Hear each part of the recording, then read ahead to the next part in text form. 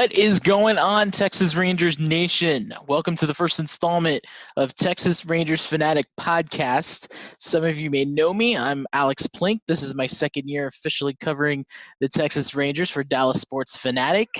And what a whirlwind this year and even going to last year has gone.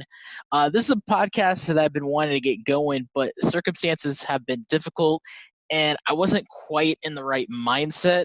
But with a lot of changes that have gone on the past few months, and honestly, some of them have been some really good changes. Some of you may know this past month. I want to get this party started.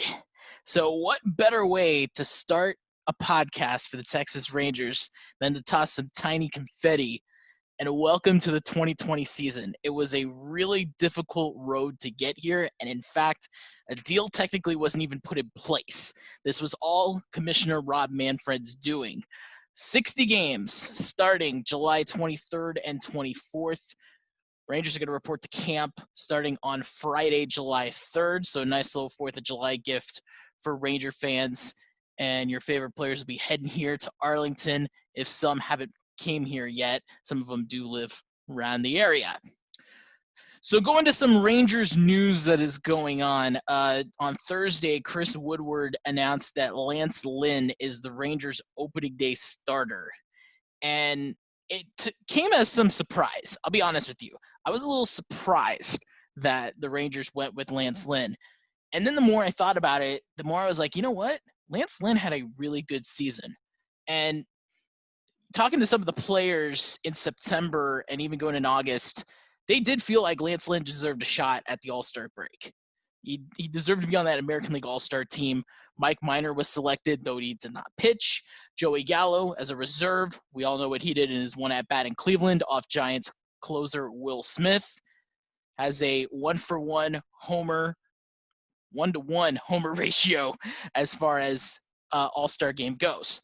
So the question now that I ask is this a good decision for Chris Woodward to go with Lance Lynn? And I asked that on Thursday when the announcement came. And the more I thought about it, the more, you know what? Lance Lynn deserved it. Lance Lynn was a workhorse, not only a workhorse, but he was a rock-solid starter. Probably the most solid starter the Rangers had in their rotation. Mike Minor, I feel like the comparison between Minor and Lynn was when Minor had his A game going, he was unstoppable, but he had a lot more clunkers than Lynn did. Lynn had a couple of clunkers early in the season, didn't have a good first start against the Chicago Cubs, and probably had one really bad start last year, and that was against the Oakland Athletics. However, outside of that start against Oakland, Lance Lynn threw 100-plus pitches in every single start, and even going to that, he had allowed, I believe, 5 earned runs or less in every single one of those starts except that April 23rd one against the Oakland Athletics. He had 8 runs allowed, 2 walks through 79 pitches. A's just pretty much blew him over. He had a 7 earned run performance against the Cubs in his first against the Rangers.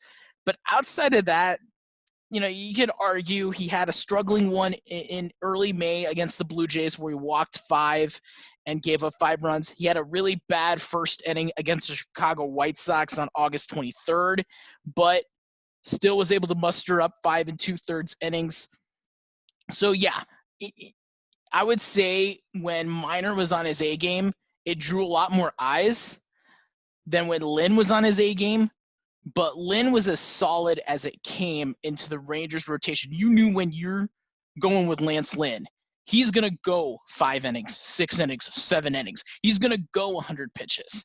He's going to give you a couple of runs. He may give up a couple of runs. He may give up 2, 3, 4, 5 runs. But he's going to give you a chance to win the game. And with an offense like the Rangers have, where the power that they possess, it's something that's very underrated. When you look at what the Texas Rangers offense, it is so-and-so. And did he get as much run support? He didn't, especially in August and September. He didn't quite get as much run support, and that's why the record wasn't as good as it could have been. But pitcher records are a little iffy on there. So I would honestly say, you know, the team was 17-16 when Lynn took the mound. But I will say this, as far as finishing up 16-11 with an ERA of 3.67, it was a very good season for Lance Lynn. Deserves the opening shot wherever it's going to be at Globe Life Field, or it's going to be on the road. As previously mentioned, Rangers were supposed to start in Seattle. We'll see if that is the case. If they start in Seattle, the schedule hasn't quite come out yet. Also, want to say, since I am recording this on June 27th, a belated birthday, since this is going to come out afterwards, to Rangers manager Chris Woodward, who's celebrating a birthday today. I will not say what age he is, because I'm sure everybody listening can go to Google, search in Chris Woodward, and boom, his age is right there. So I'm not going to put Woody on the spot. But a special birthday to the Rangers skipper. Very well deserved, and really one of the nicer guys that you can run into. I had a blast talking with him last year and early this year, and hopefully we'll have a blast talking to him later on this year as well once things get going. So here we are. July is coming up. There's a lot of uncertainty going on. Rangers have been in the news in not so good ways. As far as how Globe Life Field's going to play out, is there people going to be in? If there's not people going to be in, I'm not going to get too political on it.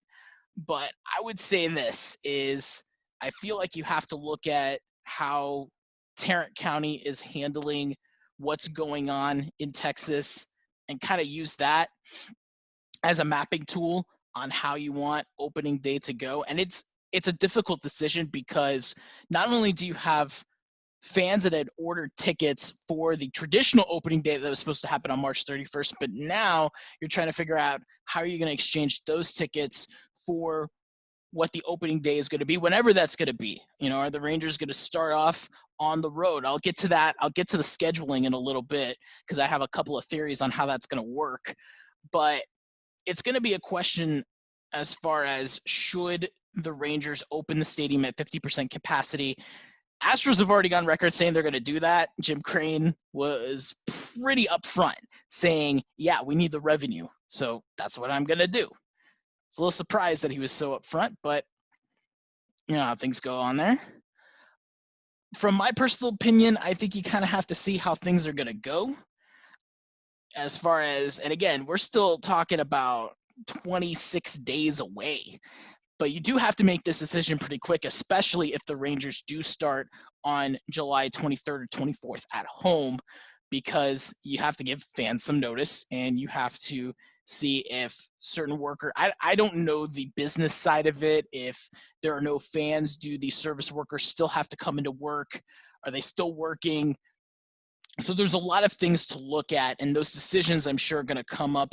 I haven't heard anything as far as the team saying, no, we aren't. Plan is now they will, but it hasn't been confirmed yet.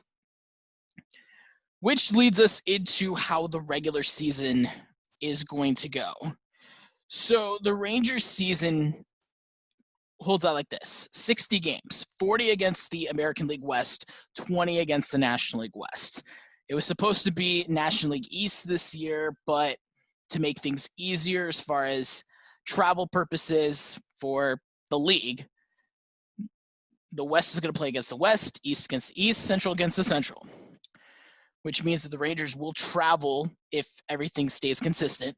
They'll travel for 2 games at the Dodgers, at the Padres, Diamondbacks, Rockies, Giants, same thing. All 5 of those teams come into Globe Life Field, and then you have your AL West oppositions, 10 games against each of those oppositions.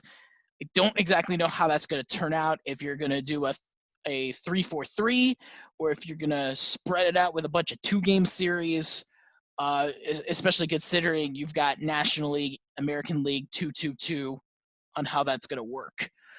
But I will say this, because for the Rangers and Astros, because it is such a travel, when you really look, I compose this map as far as from the furthest west to the furthest east.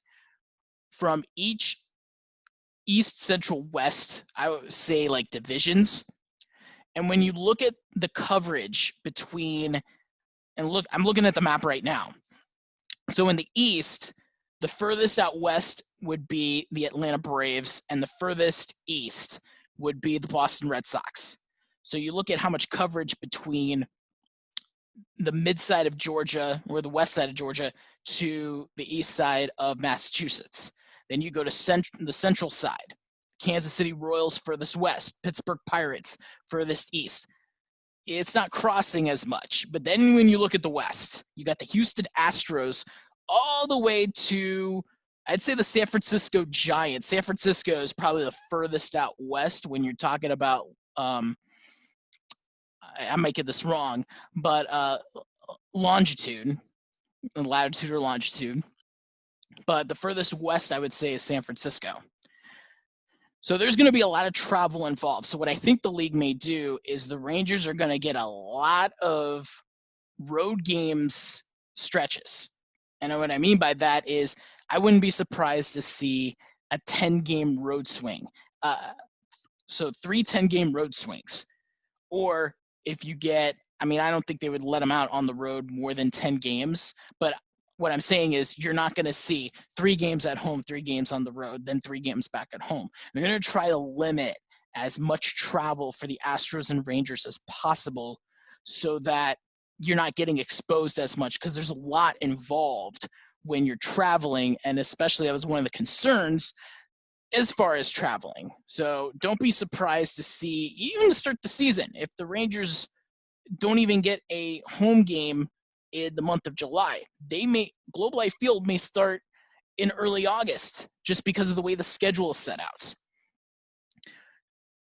So the question comes, when will the Rangers' official opening day be? From what I'm hearing, it's probably going to be July 24th. The NBA, for example, they have like 2 games playing, 2 or 3, on the first official day basketball comes back, then everybody else comes the next day. Baseball used to have it to where you have one featured game the night before opening day, and then everybody else plays opening day. My guess is, especially considering it's a Thursday, that you're going to have probably just 2 games playing at that night. So I wouldn't be surprised. I've heard the Yankees and Nationals are going to be, I don't know where it'll be, if it's going to be in Washington, D.C. or New York. I don't think any fans are going to be able to go to any of those games anyway, unless Washington, D.C. or New York pulls the trigger as far as letting fans into the parks. But I heard that they wanted to get a prime time for Garrett Cole making his Yankees debut, and then, of course, the World Series champion Washington Nationals. I would think that possibly 3 games. If I had to pick the other 2, watch for the Dodgers and Astros. I feel like Major League Baseball is going to want to do the Dodgers and Astros meeting up, especially considering, this is true, that especially coming in the off season where it was announced that the Astros cheating scandal affected the 2017 World Series, what better way to get the season going than have the Astros and the Dodgers playing against when this should have been done next year in 2021 rather than in 2020. So don't be surprised if that pulls up. Angels and Dodgers is another possibility. And then if you're picking a game in the Central, it's a pretty easy one, Cubs and Cardinals. That's like the second most watched type game, Cubs and Cardinals, outside of the Red Sox and Yankees. But yeah, it's a bit surprising that Garrett Cole wouldn't make his debut against the Red Sox, but against the Nationals, that would make a little bit more sense, plus with the World Series champion. And then, so when we go to the 2020 season, what to look for the Texas Rangers, I will say this. You're going to get a lot of young players trying to make their mark, and it's going to be real interesting, especially if there is an issue as far as health goes. Who's going to take over that? Again, the player pool is very vast, so I think Major League Baseball, when it comes to, what happens if somebody tests positive, I think they have that covered. And I think for each team. So the Rangers, for instance, will have a pool of players that'll most likely work out at Globe Life Park. So if somebody gets infected, they could just pull somebody out of that pool and you have a replacement. Again, the rule states that you have to have 2 negative tests in order to rejoin the team. So who knows how long that takes, and especially after quarantine for 2 weeks, somebody tests positive, that's a vast majority of their season. I mean, you're looking at about a quarter of your season, assuming you get diagnosed right away.